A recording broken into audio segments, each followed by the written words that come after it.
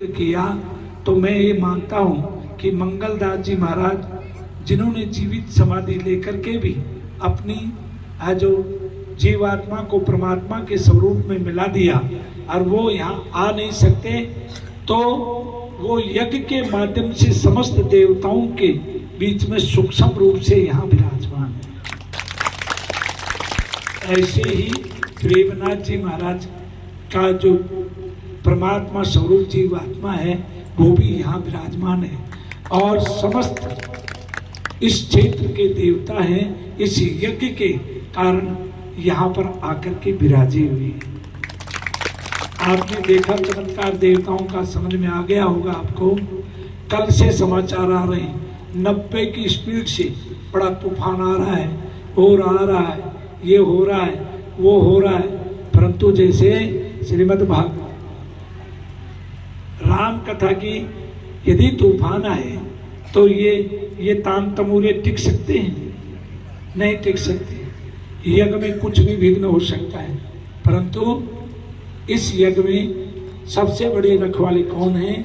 इस यज्ञ की रक्षा कौन कर रहे हैं? इस रथ की रक्षा जैसे अर्जुन के रथ की रक्षा श्री हनुमान जी ध्वजा के ऊपर विराजमान होकर के पूरे संपूर्ण भारत में की थी महाभारत के युद्ध में, ऐसे नादा के हनुमान जी इस पहाड़ पे बैठ करके हमारे यज्ञ की रक्षा करेंगे और एक रूप से हमें नीचे दर्शन दे रहे हैं। यहाँ की रक्षा करने वाले या तो मंगलदास जी महाराज हैं या प्रेमदास जी महाराज हैं और या महाराज जी के गुरु जी महाराज का और या श्री बिहारी दास जी महाराज का जो तपोबल है वो ही उससे प्रसन्न होकर के और हनुमान जी इस यज्ञ की रक्षा करते हैं। यही काम आ रहा है, संतों का आशीर्वाद काम आ रहा है। प्रिय भक्तों, अब मैं संसार की थोड़ी सी बातें कर लूं, संसार में काम आने वाली बातें कर लूं। ये इस तरह के धर्म के कार्य होते रहेंगे तो हमारी वैदिक संस्कृति बची रहेगी। आज जो हमारे बच्चों के ऊपर, हमारी बच्चियों के ऊपर और हमारे देश के बड़े बड़े व्यापारियों के ऊपर और बड़े बड़े लोगों के ऊपर कहीं कहीं पाश्चात्य सभ्यता का प्रभाव देखा जा रहा है। इसलिए हमें चाहिए कि हमारी वैदिक संस्कृति यही वैदिक संस्कृति है। जैसे यज्ञ करना, यज्ञ कराना, वेद पढ़ना, वेद पढ़ाना और दान लेना और दान देना, ये 6 कर्म ब्राह्मण के हैं।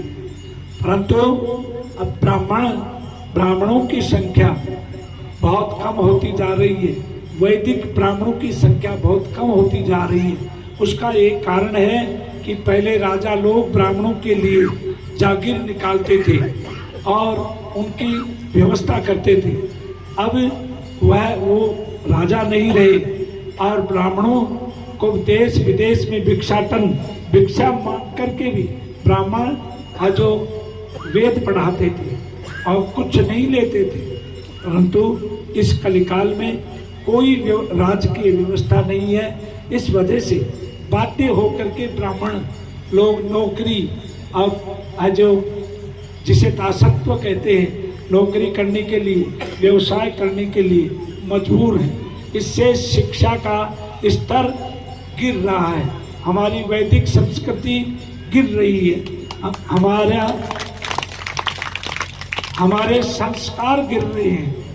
इसलिए प्रिय भक्तों, मैं आपसे ये कहता हूँ, आपके बच्चों को आप बैरिस्ट्री पढ़ाओ, विलायत में भेजो, डॉक्टरी करवाओ, कई भाषाओं का ज्ञान करवाओ, बड़े बड़े व्यवसाय और